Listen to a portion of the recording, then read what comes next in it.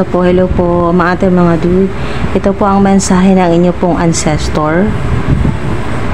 Kung kayo po ay kasalukuyan pong problemado po sa pera. Basta may kinalaman po sa pera, sa trabaho po ninyo, sa negosyo. Mensahe po ng inyo pong ancestor. Okay, mamaya po aalamin po natin kung yung ancestor nyo po ba ay babae, lalaki. Release self-doubt, let go of fear. Release self-doubt, let go of fear. Yan po yung mensahe sa inyo. So dito po mga dude, ang ancestor po ninyo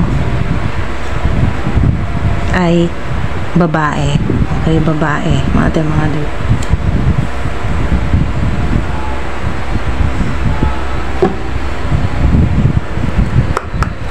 Lahat po ng takot po ninyo, fear-based thoughts, self-sabotage, o yung takot po ninyo sa kung ano po yung kahihinatnan po ng trabaho po ninyo.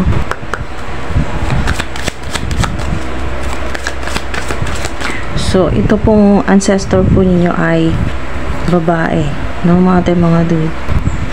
So, itong ancestor po ninyo, nakikita na talagang kayo po ay problemado, may anxiety po kayo, stress po kayo sa pera. Kasi puro stars po dito, so maaaring public influencer ang ilan po sa inyo. Meron po kayong social media or online platforms. So, kasalukuyan, natatakot ka kung anong mangyayari, Anong mangyayari sa pinaghihirapan mo. So, ito na yung sagot sa'yo, abundance. Once na ma-release mo ngayong August, itong takot, yan po.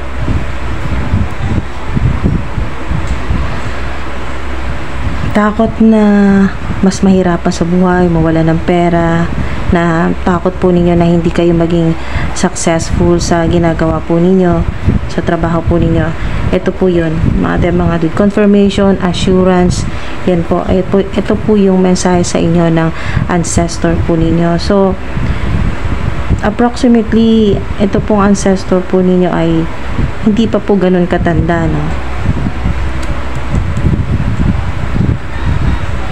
Babae.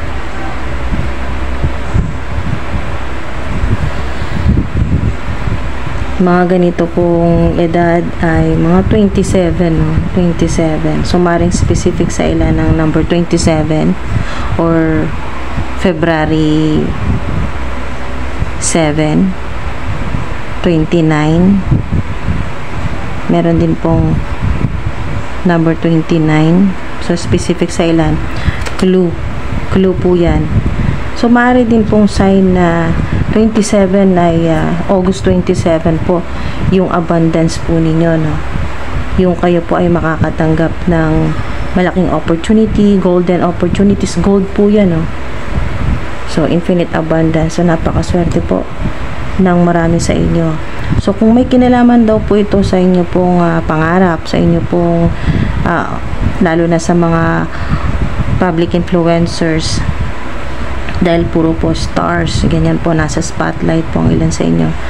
So, yan po yung ikayayaman po ninyo, mga dude. Abundance yan. Prosperity. Wealth. Yan po yung minamanifest po ninyo. Ngayong August, matatanggap mo yan, Bottom of the deck. Happy. Confirmation yan. Hala, meron pa kayong clover dito. Clover. Yan po, sign din po ng abundance, ng prosperity. Kaya wag ka nang mag-alala. Yan po. Release self-doubt, let go of fear. Ancestor po ninyo na babae po ito. Auntie. Kapatid. Yan po. Sister. O yung mahal nyo sa buhay na pumanaw na po, na nasa heavenly places na. Isa pa, babae ulit na clue. So, meron din pong kinalaman sa bahay. So, maaari din po na, hala, ang ganda, to be fair, justice, wow. So, confirmation yan, mga dude, na magiging patas. So, maaari din po na may kasama po kayong 50 years old na po, no? 50 na po ang edad. So, dito, in-specify 26. Mga dude, yung ancestor po ninyo o yung nauna po na ayan po ay napunta na po sa heaven. Yan po mga dude, ay ang edad po niya ay 26 po siya noon nung siya po ay napunta sa heaven. 26. So maring kayo po ay kasalukuyan 38 na po or magti-38. Sa ilan naman po ay mag-50 na po. So, maganda, no? Justice, to be fair. Yan po, meron po ditong owl. Maring sign din po yan. Kung mayroon, ang ilan naman po sa inyo, makakita po kayo ng balloons, ng clover. Wow.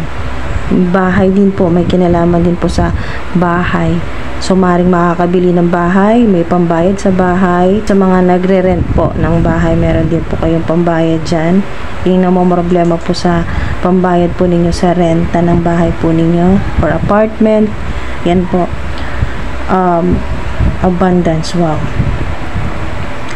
Specific din ng March. Meron kayong malapit sa inyo na March 8, February 6, January 8 or January 18.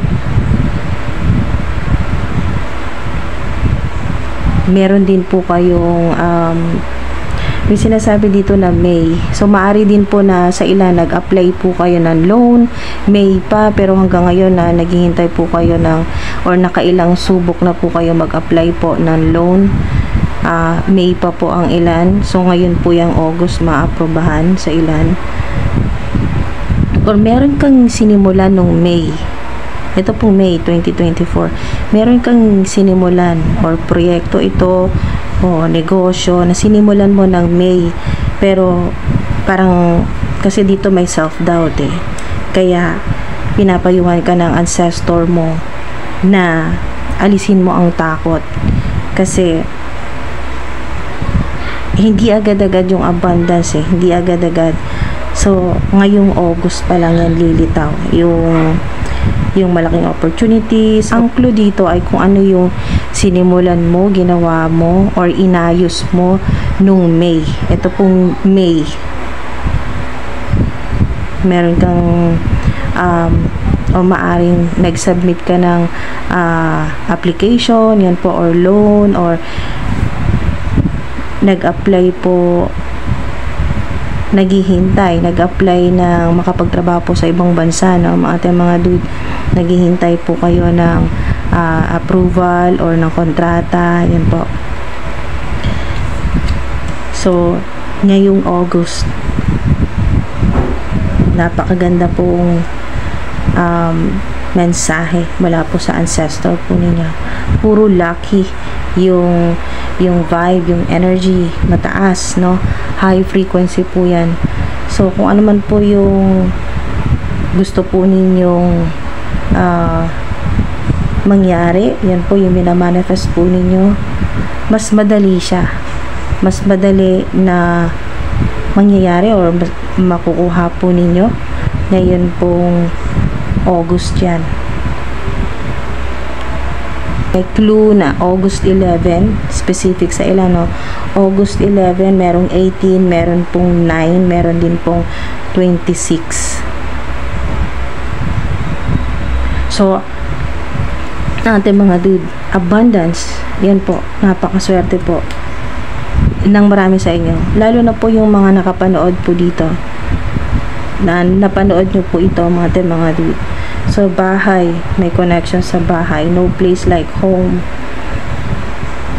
Meron pong papagawa na magpapataas po ng bahay, mas mataas, or sign ito na mas magiging maswerte po yung bahay po ninyo, no?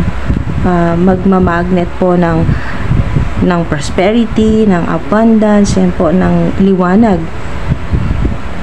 So, magkakaroon kayo ng liwanag, ng illumination, no? mga blessings na wow, maganda kasi parang fiesta ito, celebration, fiesta. Kung may kinalaman naman po sa mga kontrata, agreement, ganyan po, no?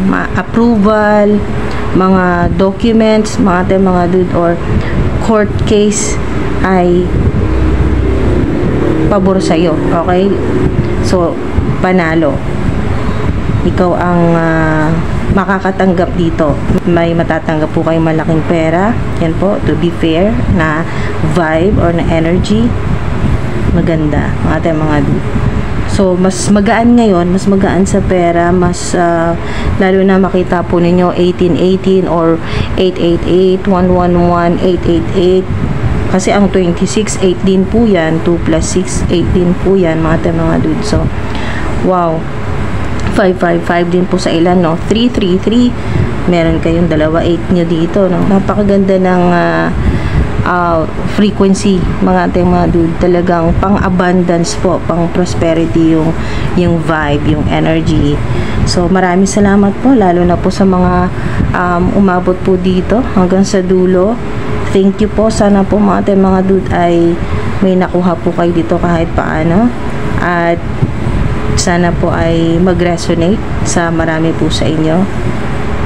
So, balance yung energy at wala kayong dapat ipag-alala kasi mentras hindi ka masyadong nag-aalala or natatakot sa kung ano yung kahihinatnan, na kung ano ginagawa ninyo. Basta kasi masaya ka sa ginagawa mo eh. Mas makakahatak ka ng abundance. Ito po yun. Celebration ito, mga dude. Level up, ganyan po yung energy, no? Bossing up, yan po. Big boss energy. So, wow. Financial freedom, kasi may ibon po dito, no? Mga dude. Financial freedom na yan. So, ascending ang frequency. So, napakaganda mga dude. Ayan po, maraming salamat po. Ingat po kayo palagi.